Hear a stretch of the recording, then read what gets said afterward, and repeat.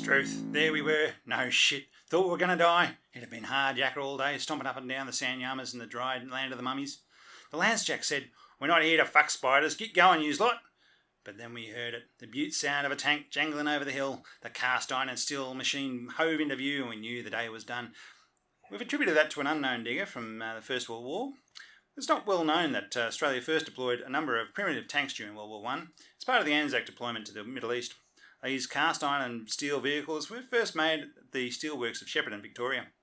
Though not well armed or armoured, and of limited horsepower, the tanks were seen as an essential component of the deployment.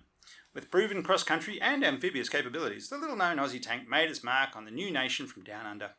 Though not seen as a credible combat vehicle, they deployed with the Australian troops wherever they went during World War I, through North Africa, the Middle East and Europe. Wherever they were seen in the Australian lines, word was soon travelling around as what was come next. An advance on the enemy, replacement in the trenches, or fighting the infamous Battle of the Wazir. The Furphy tank was still remembered 100 years later, with collectors clamouring to get hold of any intact parts. For the Australian Bicentennial of 1988, the Shepparton Steelworks fired up the machinery again to recreate one of those lost tanks, complete with the company motto of J. Murphy and Sons, to strive for excellence.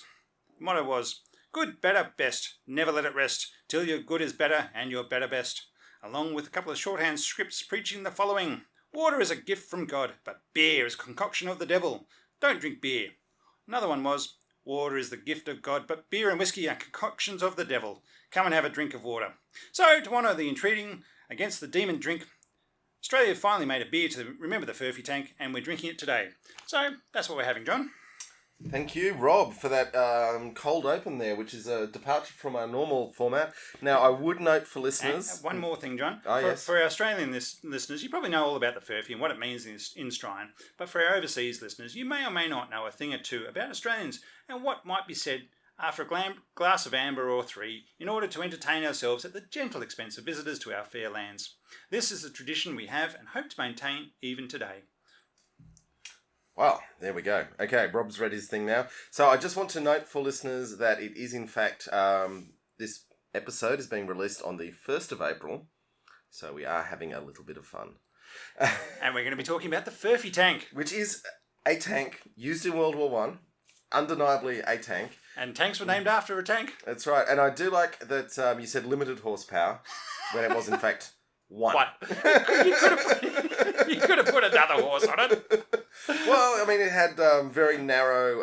For those who don't know, the Furphy water tank was a water tank made by Steelworks in Shepparton, Victoria, starting from 1882 and was famous throughout the Australian stockyards and farmlands up until the World War I, and when it was deployed overseas with the Australian troops to provide water to the troops. As they moved around the camps, the Furphy tanks would come jingling along, and the water would be available for the troops in the deserts and various other places. Yes, so the fact that the Furphy tank brought the water and the troops would gather around to get some water, and then they would exchange gossip, which the High Command would disapprove of. So, for those who don't know, Furphy in Australia means lies. Does now. Yeah, does now. In Australian vernacular, a Furphy is a rumour, a lie, a bit of a tall story, something you hear at the water cooler or around the morning tea or something like that. So I heard a rumour, John, there's going to be an early knockoff on Friday afternoon. So that sort of thing. And I like starting those ones because you always get away with it by saying, I heard a rumour. There is a class-based thing about the way the word Furphy is used. If you're, say, CEO level, you regard Furphys as a terrible thing because the lower orders are talking amongst themselves. If you're one of the lower orders, a Furphy is more sort of the natural run of information sharing. So there is a bit of a lens you need to apply to who's using the word. And as we said, we do actually have a beer here called the Furphy. Yes, so straight on to beer review. Beer review? A Furphy refreshing ale. Now, as I said, J. Murphy and Sons from Shepparton, Victoria, were non-drinkers and espoused against the demon drink of the age, which was quite a popular view I mean, at the that temperance movement was very big in that era, yeah. Obviously America famously ended up with prohibition as a result of the temperance Canberra movement. almost did as well. Oh, Well, we did. Sorry, you're right. No, Canberra was a dry town for decades after it was founded. Yes, and again, one of the main proponents of that was King O'Malley. who we named a pub after. We've now named a pub after. King O'Malley, famously an American who pretended to be a Canadian because back then Americans weren't allowed to be members of Parliament. Because they're not part of the Commonwealth. That's it. Or, well, the Empire back then, but yes. Sorry, yes. Now, so this is brewed by the Little Creatures Brewery, which is one of Australia's most famous craft beer brands, although they have been bought out by one of the majors. They've sold out. Furphy's now made in Geelong. These are made in Geelong. Which is where they're, I think, Lion. Anyway, one of the huge mega breweries is. Smooth, crisp ale goes down a treat when you're spinning a yarn with mates. And they do have, they're trying to maintain the tradition of tell us your stories that you might want to hear over a drink or two. Yeah, so, I mean, this is more the sense of the word Furphy is a story that has some basis in truth but might have been embellished. Yes. Tall tale, as it was. Yes. It's a 375ml bottle, even though it's quite a short little stubby, but 4.4% alcohol. Mm-hmm. Refreshing ale. There's nothing wrong with it. There's nothing wrong with it, and I actually will order one of these in the pub from time to time. I was about to say, as if it's they're not. It's not a bad beer. It's not something I'd choose myself normally. But if there are other things on offer, but if there aren't, depending on what pub you're in and where you're drinking, that may be the best on offer. I'm never buying this to impress anyone, and I doubt I would ever buy a case of it because it's not priced particularly affordably for what it is, which is distinctly average. Well, it was $16 for a 6-pack, so that wasn't too bad. Not too bad. That was a good price, though. Yeah. If I'm drinking beer of this mediocrity, I want to pay less than that, frankly. And, but I would order one in a pub, particularly if they had an uninspiring selection of taps. Oh, do you like how they've got the V for the VFL football? V for Victoria. And I think it's part of the and the coat of arms, or whatever they got on their barley and hops. Yeah.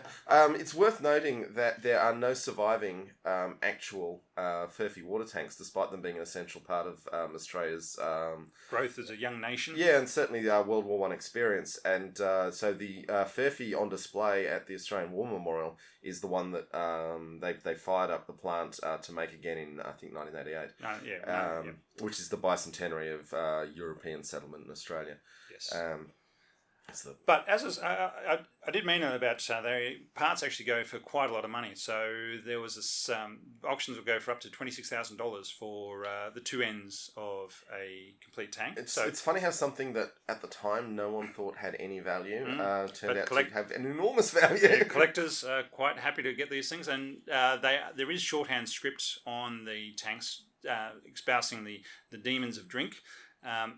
And when they came back from the Middle East and so forth, everybody was saying, "Oh, it looks like Arabic," because of the shorthand they couldn't read it. So they'd say, "Oh, they've inscribed something in Arabic on them as part of that." And it wasn't the case at all. That's quite funny that it's just shorthand, which does have some similarities with Arabic. But okay. And so it was one of those things that people didn't realise the same. And there was another one they threw in there about populate or perish, because we wanted to get the numbers up in Australia because we're such a small country with small population. Populate or perish is a recurring theme in Australian politics. I mean, it wasn't that long ago Peter Costello was telling everyone to go out and have babies. Yeah, and give everybody $4,000 to go out and buy a plasma TV. Well, that's one way of making. If that's what it takes to improve our population policy, then we are one of the few nations that actually has a growing population. Western nations that has a growing population. Yeah, but not with natural replacement. No. Anyway, yes, we won't get into that too much. But look, I want to say, hey folks, enjoy your April 1st. Yes, and we will still maintain this is an Australian tank. Ha ha. Just remember, tanks were named after water tanks. All right, so we're just taking it the other way around. So it is the OG tank. Yes, famous on the battlefield. And Furphies were the rumours spread by Australia. It's become synonymous with the rumours spread by Australian soldiers as they gathered around for a drink of water from these tanks. And the term is still used in Australia these days, and it's all based around that. I mean, I would say that the rumours spread by Australian soldiers are some of the most far-fetched and ill-grounded, in fact, rumours as possible. So, but the fact that, again, as I say, it was gentle. Our amusement at the gentle expense of our overseas visitors, because the number of people have heard about the drop bears and everything else, the hoop snakes, and the stories just when somebody hears them, they just get embellished. And the overseas listeners saying, "Oh my God, they do what?" And they drop out of the trees, yes. The funny thing is, this country is extremely well populated with poisonous and killer animals, and yet we make other ones up. The cuddly ones. I think that's how the stories get sold, is because we have so many that you can get away with making the cuddly ones they'll dangerous. believe anything, yeah. I mean, don't worry, we do have killer birds, the cassowaries, and the... then you get killed by a bird. Drop bears and never get you. All right, Rob, is there anything else you want to say on this special April Fool's edition? Well, thank you to all our listeners. Don't worry, we will be back with proper talks about proper tanks. Tanks with tracks. Tanks with tracks and possibly turrets. But not necessarily. Not necessarily. Just have to have a gun, though. Armoured fighting vehicle. Yes. With tracks. With tracks. Tank. Sorry, Americans, you're wrong. There's more tanks than the M1. Okay, on that note. Take care all. See you soon.